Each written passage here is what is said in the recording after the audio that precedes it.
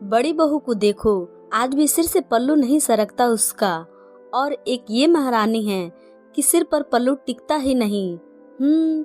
सुनीता जी का पल्लू पुराण एक बार फिर चालू हो गया और निधि अपना पल्लू संभालती हुई जी मम्मी कहती हुई फिर अपने काम में लग गई। सुनो बड़ी बहू, मालती मामी का फोन आया है। अगले हफ्ते उनकी बहू की गोद भराई की रस्म है, तो हम सभी को बुलाया है। कह रही थी कि भतीजे की शादी के बाद से आप आई नहीं, इस बार सबको आना है। सुनीता जी बोली। अगले हफ्ते?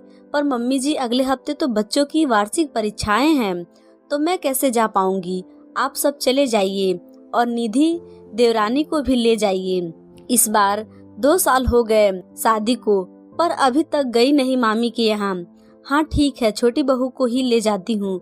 छोटी बहू? सुनीता जी आवाज लगाती हैं। जी मम्मी। सुनो छोटी बहू, अगले हफ्ते मालती मामी के यहाँ चलना है, तो तुम अपनी तैयारी कर लेना। और सुनो, उनके यहाँ चलना तो लंबा घूंघट लेना।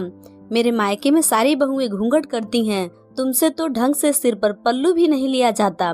हरदम माथा उघाड़े पूरे घर में घूमती रहती हो। ना ससुर का लिहाज है, ना ही जेठ का। सास की तो कोई गिनती ही नहीं है। समझा समझा कर थक गई हूँ कि ससुराल में बड़ों के सामने घूंघट लिया करो, उनका सम्मान होता है। मगर नहीं, तुम्हें तो अपनी मन मर्जी करनी है। बड़ी बहू को देखो, आज भी सिर से पल्लू नहीं सरकता उसका। और एक ये महारानी है कि सिर पर पल्लू टिकता ही नहीं। सुनीता जी का पल्लू पुराण एक बार फिर चालू हो गया और निधि अपना पल्लू संभालती हुई जी मम्मी कहती हुई फिर से अपने काम में लग गई। गोद भराई के दिन सभी जाने के लिए तैयार हो गए थे। निधि भी तैयार हो गई थी। सुनीता जी ने उसे देखा और उसका पल्लू थोड़ा और लंबा कर दिया। हाँ अब ठीक है, कम से कम होंठ तक तो घूंघट करना ही, मुंह नहीं दिखना चाहिए, समझी। सबके सामने नाक न कट जाए। जी मम्मी, चलो अब। खैर सुनीता जी सब परिवार मायके पहुंची, पर वहां पहुंचकर तो वे हैरान रह गईं। उनकी भतीजा बहू जिसकी गोद भराई थी, वो तो स्लीवलेस ब्लाउज और नेट की खूबसूरत सी ओपन पल्लू साड़ी पहने सबसे हंस हंस कर बातें कर रही थी। घूंघट की थी बात छोड़ो, सिर पर भी पल्लू न था। सुनीता जी को आया देख मामा मामी जी पास आकर उनके चरण स्पर्श कर बोले, आइए दीदी, चलकर बहू को आशीर्वाद दीजिए। बहू है कहाँ? वो तो मॉडल बनी घूम रही है। मालती, तूने बहू को ज्यादा ही सिर पर चढ़ा रखा है, न कोई पल्लू न घूंघट।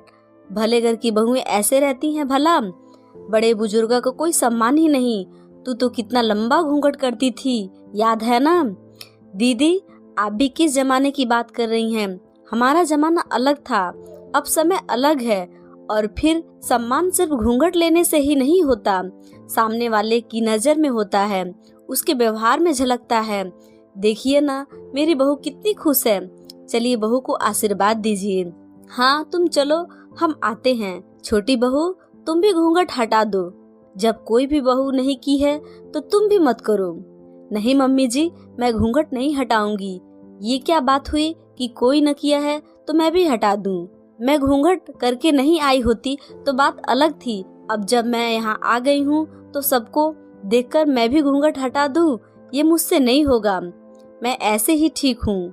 तूने तो सास की बात ना मानने की कसम खा रखी है, सुनीता जी बोली। फिर निधि पूरे फंक्शन में घूंघट किए रही और सुनीता जी मुंह फुलाए रही कि छोटी बहू ने फिर उनकी बात नहीं मानी। आपको ये घूंघट वाली कहानी कैसी लगी, हमें कमेंट करके जरूर बताएं। अगर कहानी अच्छी लगी हो तो इसे लाइक करें, शेयर करें और हमारे इस चैनल को सब्सक्राइब भी करें। धन्यवाद।